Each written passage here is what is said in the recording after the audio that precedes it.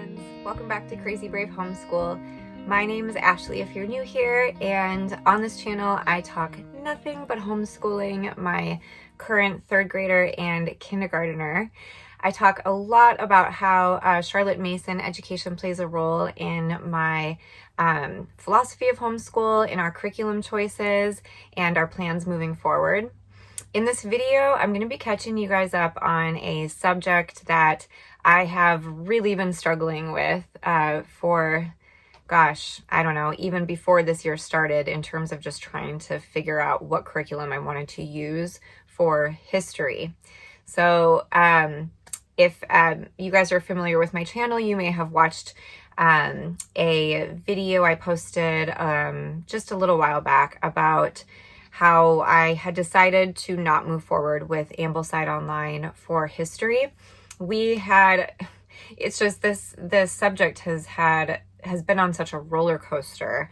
I know so many of you are like, oh, you should look at this, Build Your Library, you should look at Curiosity Chronicles, or you should look at Little School Smiths. And I want to say, first of all, thank you so much for all of your guys' input and just feedback and insight and advice on teaching history at these ages, at these grades. So thank you. I'm so appreciative of all of the comments and connection that you guys have made with me about it. We also have looked into so many of the resources that were mentioned. So that's why it's just, this thing has been on such a roller coaster, because I've really struggled to find the program that I feel best about. My whole issue with Ambleside was that it had too much of a Eurocentric point of view in terms of the book choices and just like the overall story that it was telling of history. And then I was really curious then about Build Your Library. I had even decided to go with that for Ancient Times and do History Quest and try to bring in a little bit more of a world perspective and like less Eurocentric, right? But I just really couldn't get into History Quest. It was kind of like literally putting me to sleep. Oh, my cat, just a second. The thing I love about Charlotte Mason is that it is so rich in story. We love teaching through books. I love teaching through books. And when I realized that Ambleside, like the books weren't going to work, and when I feared that I may lose Charlotte Mason in terms of teaching my kids history, I was so bummed. And like the thing is that the books were going really well, actually. The Ambleside books, we had, picked them up and were reading them for a few weeks until I realized that it really was just like not the narrative that I wish to glorify in terms of like British colonization and stuff. And it really like bummed me out. I talked to my friend Mary from Your One Room Schoolhouse a lot about it, because she does Ambleside. And it was nice being able to connect with her about it, because like she just knows how much I love Charlotte Mason and how living these books are, that the idea of, again, just like losing Charlotte Mason in history was really bumming me out. And then with Build Your Library, it's just like the book choices weren't really connecting with me. I found that a lot of them were a little too mature. And so I felt at a total loss. And in the video that I posted a little while back about how Ambleside wasn't going to work for us, I said to you guys, I think I need to teach culture first. Like, let's focus on geography. Let's focus on learning about these foreign places and these foreign people and their culture and their beliefs and their food and everything, that instead of focusing on what happened to them and when, let's maybe deepen our empathy for other cultures before we learn their history. Come here. You want to say hi? This is my kitty Ellie. And so I found a program that I was really curious about called Layers of Learning. And they offer all subjects for, grades, I think K through 12. It's very like unit study based. It's really open-ended. It really allows you to choose from a menu of options in terms of books and videos and projects and discussions. And I'm not like totally opposed to that. I used to be more of a unit study homeschooler. And I really enjoy crafting my own stuff and putting it together. But since we have, I was really considering their geography, because their geography starts out with like people and planet, and then you get into mapping the world, and then you get into world cultures, and then after that I think is people and place, and takes you through this like really thoughtful 4-year cycle, because then you cycle back at the end of the 4 years and do it again. It's just so thoughtful and intentional the way that it helps children to learn more about people and their cultures alongside, their history curriculum that they also have as well. So I really love the looks of the geography program, and I was considering just using that and honestly foregoing history for a few years even until I could like sort out what I'm going to do. So what I did was I went ahead and bought the first unit of the first year of their geography from Layers of Learning. I think it was a mapping unit. They have 9 units. You're supposed to do 1 per month for like the year. So I just bought the first one because I think it was like, like maybe like $10 or something. And I studied it. I looked over the whole thing to see if this is something that was going to resonate with us. And I also simultaneously bought the Unfolding Ancient Egypt from Little School of Smiths, which is a new unit study that she just released.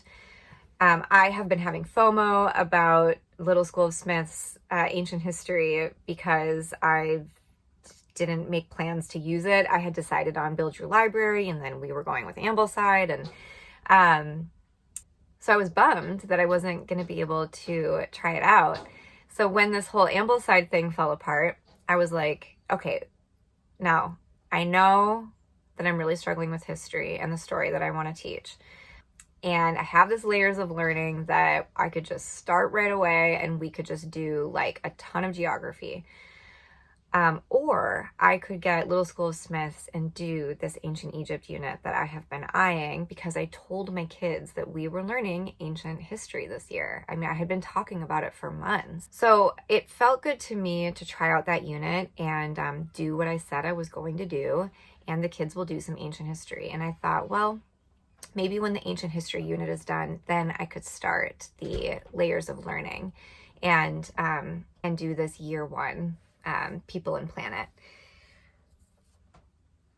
Now, what's funny is I received so many comments on that history video, and some of the ideas were new to me. So I definitely did some research, which I love, and I looked into a lot of other companies and programs that you guys brought up.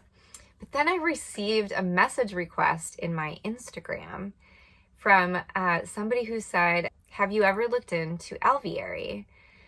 And I was like, well, yeah, I think so. I mean, Alveary, CMEC, Ambleside, A Gentle Feast, Simply Charlotte Mason. I've obviously looked into all of these companies, but I think I never looked closely at Alveary because I figured it was an expensive membership.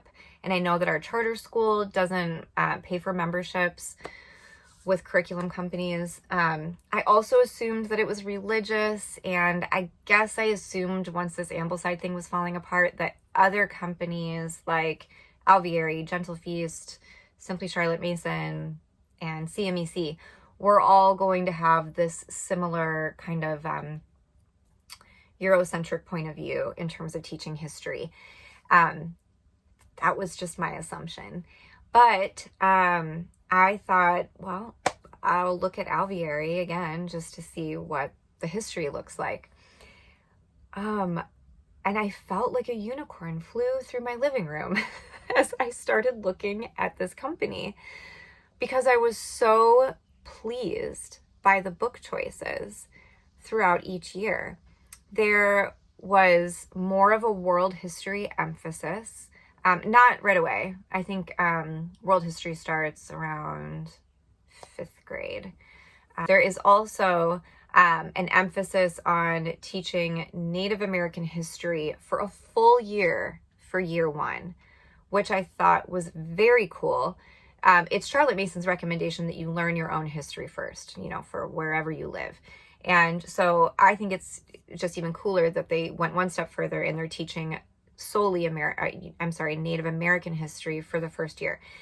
Now, I will say with year 1, and maybe I need to do a little more digging. I asked ChatGPT if the books were written by Indigenous authors, and I believe that most, if not all, were not written by Indigenous authors. And for me, that was sort of a red flag.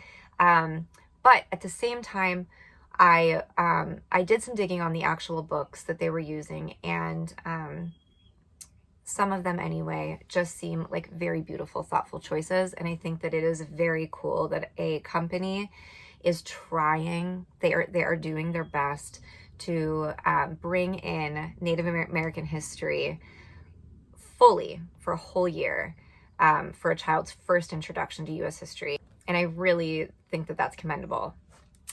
I need to do a little bit more digging on the book selections and the authors. But I am considering Alveary year 1 history for my son Woody for next year, not this year. Now, we're here to talk about my daughter, my 3rd grader, who needs history. So I looked at year 3, and for the first 3 years, they teach U.S. history. Now, we have done over a year of U.S. history with American Girl from Little School of Smiths, but that really was a very gentle introduction, and it's taught through historical fiction, right? So it really just kind of felt like sprinkling in these American stories, and now we need to finally start teaching it for real. So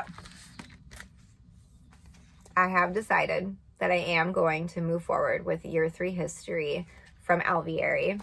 When I looked at the book choices, I was pleasantly surprised that not all of them, in fact, not many of them, are classic history books.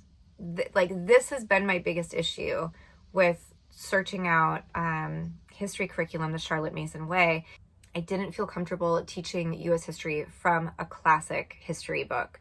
I wanted to make sure that we were bringing in some more modern titles. And what's really cool about this book list from Alveary is that you have this more modern, it was written in the 90s, and I have it right here actually. Where Do You Think You're Going? Christopher Columbus. So I read through this entire thing. I really enjoyed it. And I really like the take on Christopher Columbus in this book. It's almost like mocking, a little bit, because like so much of his explorations were sort of a disaster. And in the end, he didn't even know where he was, and what land he had really found. So it's kind of easy to make fun of. People of the Breaking Day by Marcia Sewall. So this is a book about the Wampanoag people.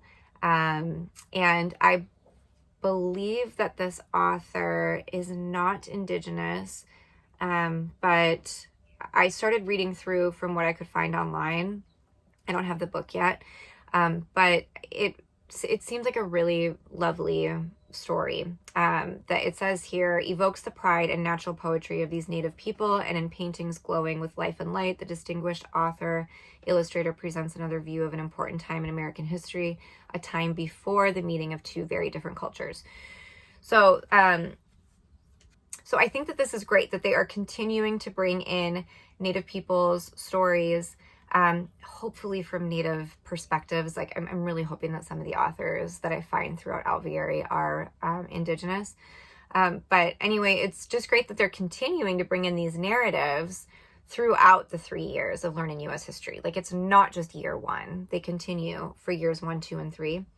And then we also have the Discovery of the Americas. This is, I wish I had the books to show you. When I get them, I will be doing more videos about this. But this is about the Europeans crossing.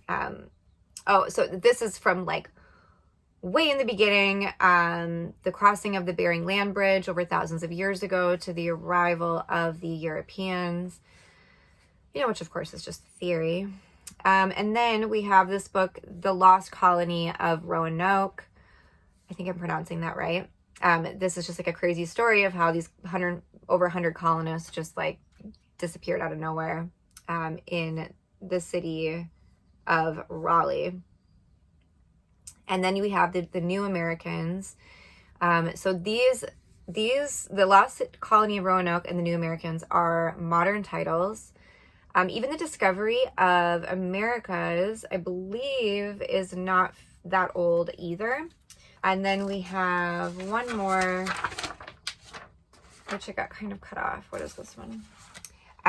The Pilgrims of Plymouth, also by Marcia Sewell. So they do have some repeating authors. They must like Betsy Maestro and Marcia Sewell a lot. Oh, and Jean Fritz is a repeating author. So that's interesting. So this is a list of books that I feel very comfortable with. I feel good knowing that there is a mixture of voices, different perspectives about this country's history. And I just really appreciate that with this company. I like very much too that this is a Charlotte Mason company. In fact, Alveary was created by the Charlotte Mason Institute. So knowing that there is a history option that embodies the methods and philosophies that I have really come to love in my homeschool has brought me so much just comfort. I feel really excited having found Alveary. I want to just mention a couple more things about this curriculum. We haven't started this, okay? So like there's just really not a whole lot I can say about it other than just announcing that this is what we're going to try. What I really like about Alveary and how it's very different from, say, Ambleside is that it is not just a scheduled book list and like scheduled readings. They really do break down lessons for you, but the lessons are straightforward, very little prep.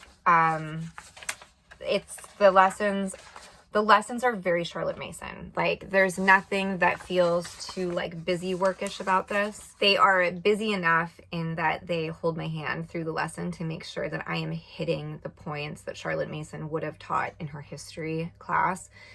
And so for instance, there's an introduction that is meant to, just kind of like tease the child's interest in what this lesson is going to be about or what this reading is going to be about. Like in this case for lesson 1, you're looking at a globe and showing students where the first civilizations of people lived. And then you ask some, discussion-based questions, like how do you think the first people of America arrived on our continent? That's what we will read about today. So it's just kind of a little teaser, and I think that that's cool. That's something that I haven't really done with our readings before. And then there's always, of course, the reading, the narration, and then you're meant to have a discussion afterwards. So how did the kinds of food that the first people of America ate change over the years? Okay, so that's like a nice little discussion question to have at the end. And then you are meant to, so it says intro, read, narrate, discuss, and then view. So there's an image link where they have like a little picture that you can print out and put in your timeline if you want, and have students look at the pictures and discuss what they see. It tells you to look at a map on a specific page in the reading and talk about the possible routes that people have taken to the New World, and then to look at pictures on page 13 and compare artifacts from the Old World versus the New. So that would be like a whole history lesson. So it's not just the reading and narration. There's a little bit more there. And I think like as newer homeschoolers and newer Charlotte Mason homeschoolers, having a little bit of hand-holding like this is really nice. I've heard some people eventually walk away from Alveary because they feel confident enough in how to teach the lessons that they just don't need that lesson breakdown anymore. And so like some people might then go on to Ambleside or something after that. Or CMEC, I've heard is kind of similar. It doesn't so much like hold your hand like this. And then the lessons following that would be pretty much the same thing. Although after lesson 1, of course, you are recapping what you learned from the last reading. And that's an important thing for me to like not forget. You know, I like that it says it. I can check it off. Okay, we did that. So it is very Charlotte Mason within all of those kind of bullet points of how to direct a lesson. This does not have projects, of course. There's no workbook. There's no busy work. There's just the narrations and a timeline, you know, a book of centuries and a globe. And I love that. Like, I was really loving the way that our history readings were going with Ambleside until I just decided I couldn't do the books. But I loved how the lessons were going. Again, I just love teaching through books. So you guys, I'm feeling really excited about trying this out. But what does that mean for those other companies that I mentioned with Layers of Learning and Little School of Smiths? So Layers of Learning, I kind of totally went off on a tangent, sorry. After I looked through the whole first unit, I ultimately decided I don't think that this is going to make me happy. My problems with it were that the book list was not a curated book list. Like with this is very curated. They very intentionally choose certain books, which make up obviously the beef of the curriculum. I really appreciate like when I can tell that someone has curated a really thoughtful book list, instead of just giving me a slew of options to choose from myself. I don't want to do that work. I know there's a lot of great books out there. I don't want to do that work. And especially when it comes to like geography, there's so many options. And I felt like they were just giving me this insane list of reference books. And that's another thing, is that I don't want to teach world cultures, geography, history solely through reference books. I want to teach it through story. And given they do recommend a chapter book, like I think every couple of weeks they recommend a new chapter book. But just from the looks of it, I could tell like it wasn't, like some of them weren't really like the living books that I would have hoped for. And it's because it's not a Charlotte Mason curriculum. And then, right, so it's just like so many reference books that I had to just kind of figure out which ones might be the best. And then tons of video links, you know, which is great. My kids love videos and I'm okay with that. Do I want to watch them all and pick out the ones that I want to do? No, I want you to. I want the company to pick out the videos that are the best and then have me watch those. And then also the projects. So here's the deal. Like, we are very Charlotte Mason homeschool, but my kids love projects. My daughter doesn't like crafts that tend to be just kind of flat or serve like zero purpose. She's more into like handiwork. But they still love projects. Like, they like to come into the schoolroom and see something set up that's totally new and different, and do an activity. Like, they're usually pretty into that. So Layers of Learning is really project-based, and they have different options for every single week of the 4-week unit, maybe even more. And so you can choose the projects that you think your kids will like. And that's pretty easy for me to do. Like, I can look at a project pretty quickly and be like, yeah, I think my kids will like that or not. But within the first unit, all the projects actually seemed so similar. It was just like all of these variations of how to make a globe. And I was kind of thinking, well, I'd like to do maybe more than one. Like, we're pretty motivated when it comes to being creative in our homeschool. And they all just kind of seemed like variations of sort of the same thing. I just ultimately wasn't terribly impressed with what the projects were. I also didn't know how much I would get into like the busy work of the program. There's a lot revolved around like the student journal and making sure that they're retaining the information and that you're quizzing them with this review at the end of the week. And there's a lot of notebooking that is totally to be expected in a project-based curriculum. But I think ultimately at the end of the day, I was just feeling like true sorrow for not having living books to accompany the program. So I decided to nix it. simultaneously, I did go ahead and I bought Little School of Smith's Ancient Egypt, which I think I already mentioned, sorry.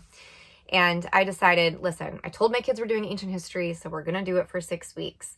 We started this unit with ancient Egypt 3 weeks ago, and it's going great. Like, it's really fun. I love Little School of Smith's ideas. She always has really creative projects. I'm actually like stunned with the body of work that my children have produced in just the last 3 weeks. We have done so much notebooking and so many projects, and it's been really fun. Here's the thing though, it takes up so much time. And I know I don't have to do it all, but sometimes I'm guilty of wanting to and trying to. And with us being a Charlotte Mason homeschool, we have a huge feast of stuff that we do. And so it has been challenging to find the time to exhaust the program like I want to, without sacrificing the time that we put into our other Charlotte Mason subjects. Because again, let's be real, this Little School of Smith is not a Charlotte Mason curriculum. The thing that the program is lacking the most for me is any living books. So it's kind of the same deal with Layers of Learning. She gives you a book list of recommended books. There's the one spine that is a picture encyclopedia book that's it's very young. It's for very young kids. And it hasn't blessed us with a ton of information. And I have struggled to find other books to accompany with it. My library is sort of lacking. I have not been able to find many picture books or chapter books about ancient Egypt. And I tried reading The Boy of the Pyramids. I pre-read it to myself, and I just was not into it yet. I just think that all of the slavery talk is just a little too soon. So aside from it just not providing us with the book list that I really want and need, the program has gone over really, really well. And I'm really glad that we did it. My kids are still really young, and so giving them all these opportunities for creativity, I think is still really important. So Alveary does not have history projects. I'm keeping that in mind, and I'm also keeping in mind that Little School of Smith's has U.S. history curriculum. And I am considering buying her units just so I can throw in a couple of fun projects with this, because I think that that would be really great for my kids. I will be doing a full review of Little School of Smith's Unfolding Ancient Egypt when we are done. We're halfway through. We're definitely going to finish it. I'm definitely liking it. Okay, so I hope you guys have been able to hang with this video. It has had a lot of pieces, and I know that this whole subject for us has just been like a total roller coaster. So if you're still with me, thank you for hanging out. I did just want to mention one more thing before I end this video, and that is how I personally am preparing myself to teach U.S. history again. So again, with like Little School of Smith's American Girl History, it was very light. I didn't feel that I needed to do a lot of like pre-reading or research before using that program.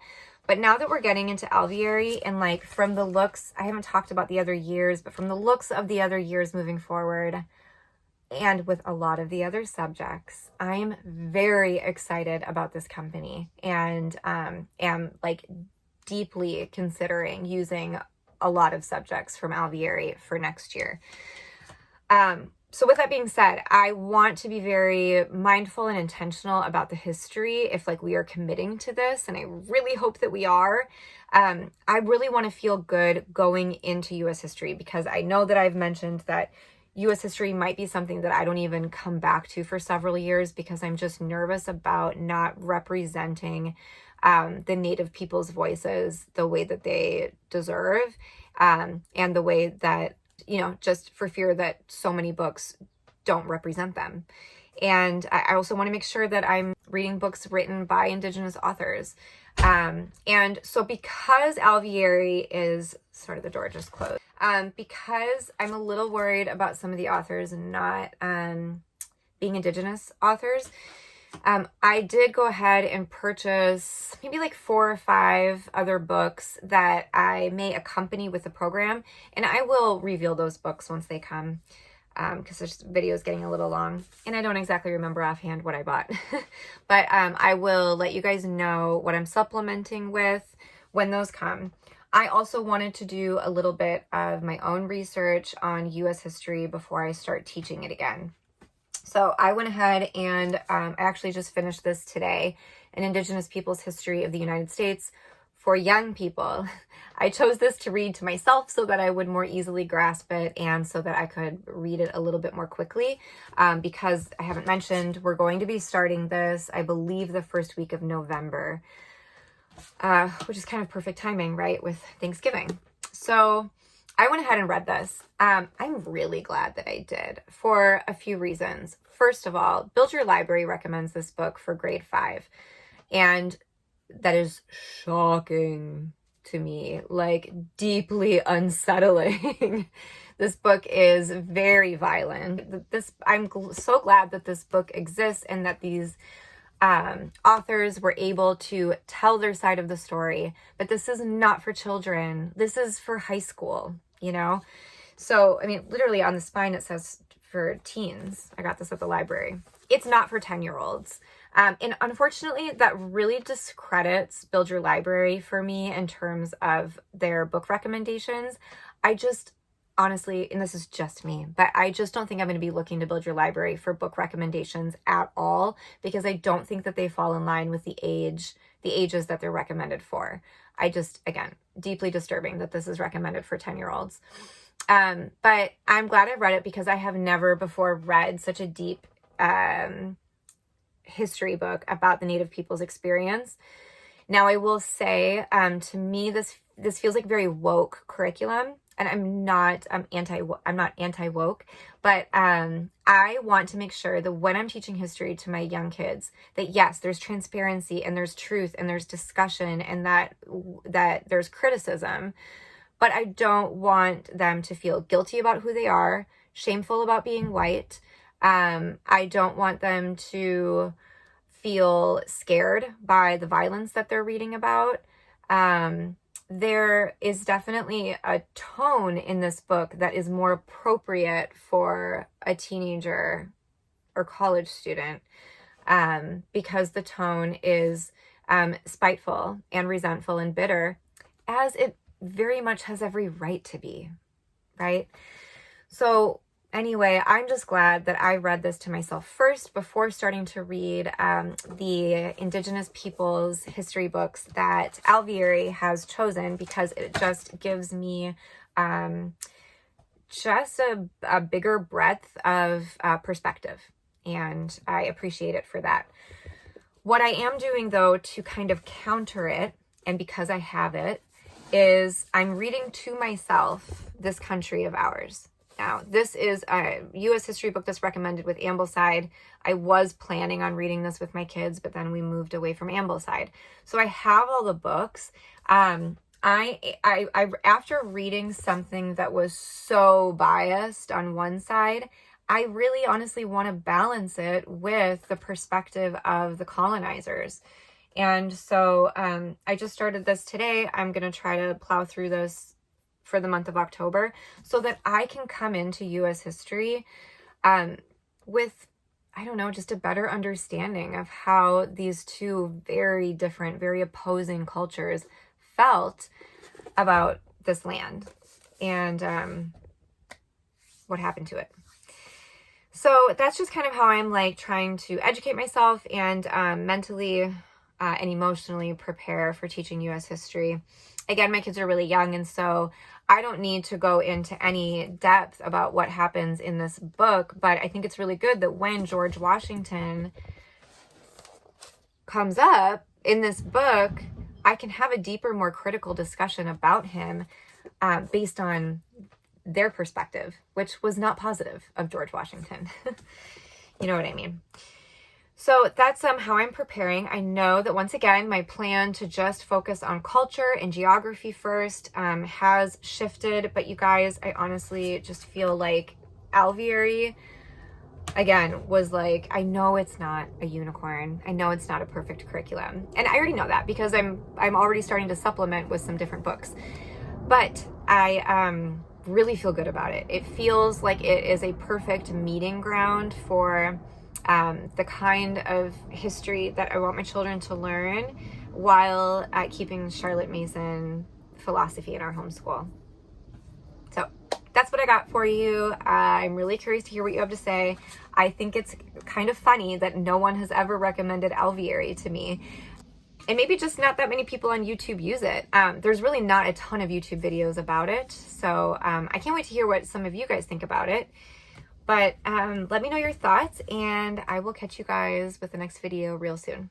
Take care. Bye.